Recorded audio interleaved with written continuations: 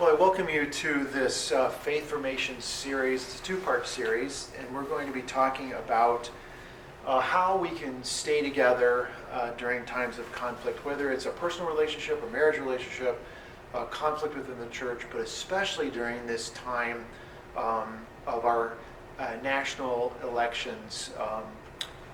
It's important that we talk about how to manage our conflicts and how to not be driven apart from our relationships because of things like our political views. Conflicts are inevitable reality of human life together in all of our aspects of living, whether it's in our church life or our home life. Conflicts are just normal. They're going to happen. It's what we do with them, how we manage them, that makes all the difference. Conflicts, as you probably know, can be really, really harmful, even to the point of being really destructive, emotionally, even physically. They can cause a lot of pain with us. They can cause a lot of pain and division within a community, again, whether that community is a church or neighborhood, or as we have been experiencing, an entire nation. And at the same time, conflicts can also be opportunities to broaden our perspective, to listen to the point of views of other people, to learn, to grow. Disagreements can help us see new light on old topics. If we are willing to listen to others and be willing to admit that maybe we don't have it right, or maybe not all right at all. As Christians, we know the Bible is just full of stories of conflicts and disagreements, some of which were settled well, but most of which were not, because often they ended in wars and deaths and destruction. The Bible is full of those sorts of stories. But also our gospel, the gospel of Christ, teaches us to try to grow together, to stay together, to focus on the things that we agree about, the things that we hold in common, and to learn how to manage our differences and realize that many of them are really not that important in the huge scheme of the universe. So that's what we're going to do for these two videos. So one of the things that I said even years ago was that my sense was that our nation, our cities, our neighborhoods and communities, I witnessed growing incivility, that we were dividing ourselves often based on political parties or political convictions or persuasions, this growing incivility.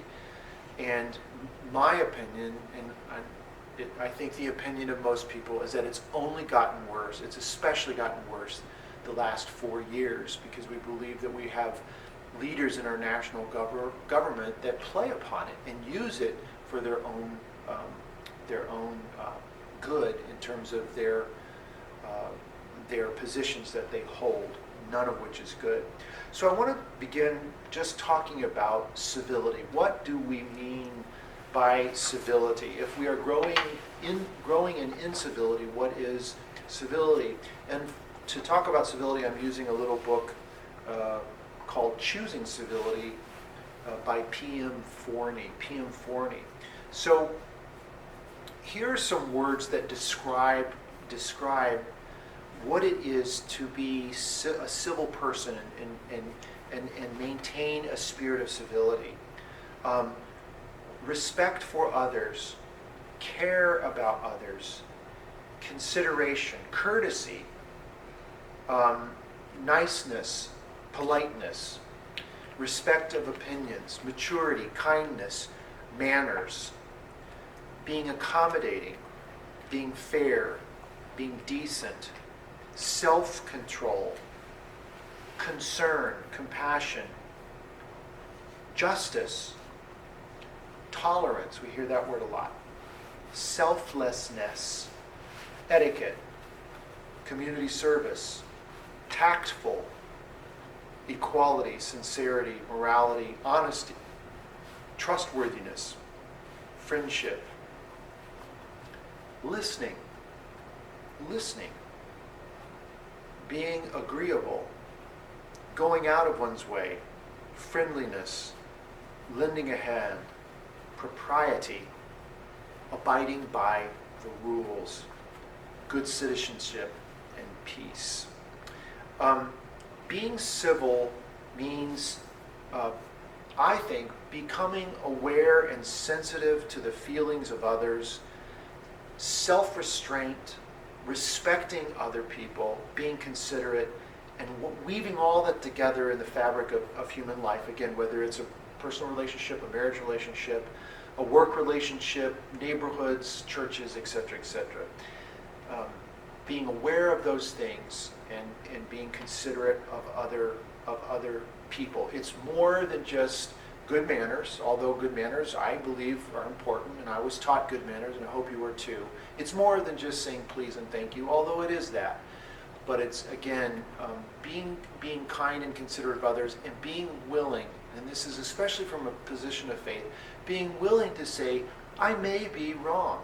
My perspective may not actually be a picture of the reality that we're facing.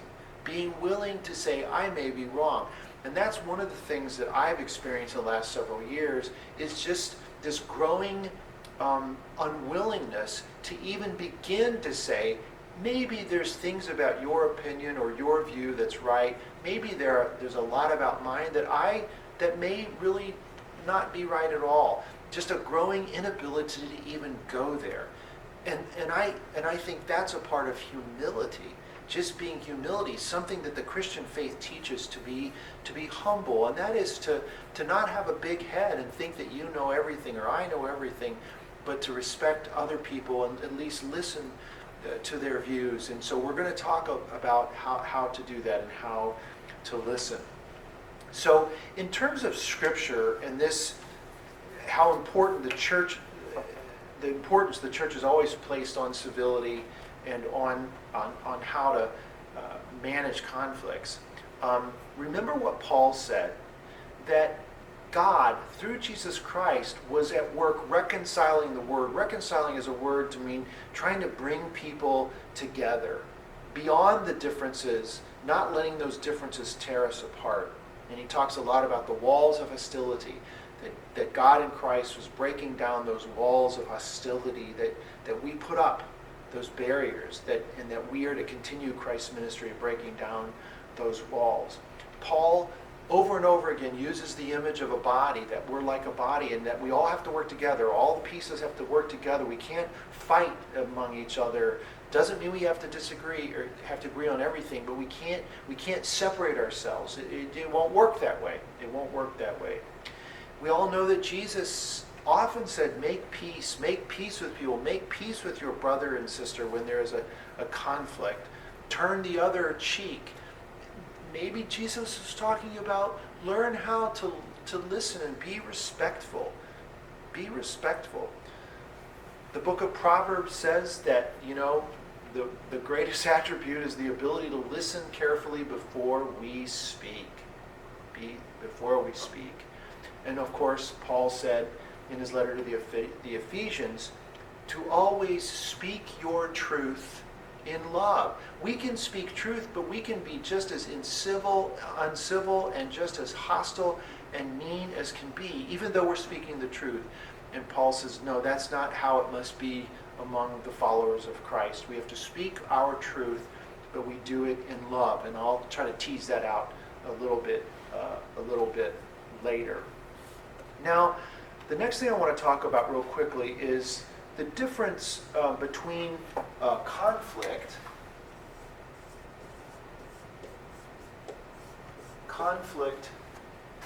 in the sense of a polarity. Okay. So a polarity is when you have two very, very different opposing views. Okay. which we can see all around us during these heated days of elections and politics. The polarities, of course, are between what we call the right and the left. And the thing with polarities is that they are polarities. They're polar opposites. And the thing we have to do is realize that whether we're here or whether we're here, the important thing is to recognize that reality, the truth, is probably somewhere in here. And that's called polarity management. Learning to agree to disagree, to find places of agreement, and learning to agree to disagree and do it civilly. That's polarity management. With a conflict, sometimes a conflict is just simply a problem that needs to be solved. A problem that needs to be solved. And sometimes it's a disagreement that you can't solve, you have to learn to live with. You have to find some common ground. So we'll talk more about that. What are the different kinds of conflicts? Is this just simply a problem that we actually can solve? Because not all conflicts you can solve. Or is it a difference that has to be managed? And whether if you're in a marriage relationship, you know that there are times when you will never agree, you're never going to be on the same page all the time. You have to agree to disagree, you have to learn how to manage that and find common ground together. And there are techniques that we can teach and that we can do. But the important thing as we go into these last few days, you'll be seeing this on Sunday, these last few days of the election, and frankly the days that follow it may be even more conflicted, is that we need to listen. Probably we need to do more listening than speaking. We need to turn down the volume, and we need to be very cognizant of what we're doing to add to all of the polarities and the conflict and the hypertension and dial it down, because I think there's going to be plenty of it, regardless of your political party or your convictions about that. This is going to be a time when we would all do well to tone it down and to not add to the heat and the tension that's already present and will probably only get worse for a week or 2 or 3 or whatever.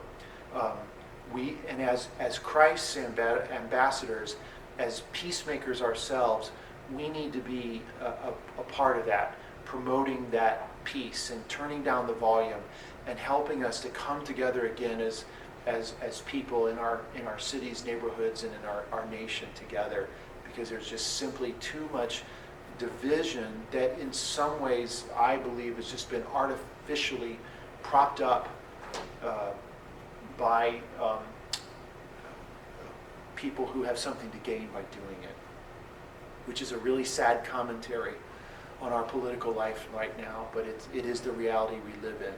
There's going to be a lot of tensions in the days that are ahead, so let us learn how to listen first, speak second, but speak our truth in love, and realize that sometimes even speaking our truth is in that moment just not all that very helpful. Okay? So God bless. So next Sunday, we're going to talk about levels of conflict, what we call conflict intensity. We'll talk about that. Sometimes we think something is highly conflicted when actually it really isn't. It's not that big of a deal. We'll talk about that. And again, when are we looking at a problem to be solved, or really something that has to be managed, where we have to find some middle ground, where there's two polar opposite viewpoints, and that you'll never agree to be on completely the same page, but find middle ground and to work together. That's something I truly believe that, to a large degree, we've forgotten how to do that, especially with our national and state politics, and we've got to facilitate building that back in. So God bless, and God save our nation. We'll see you next Sunday.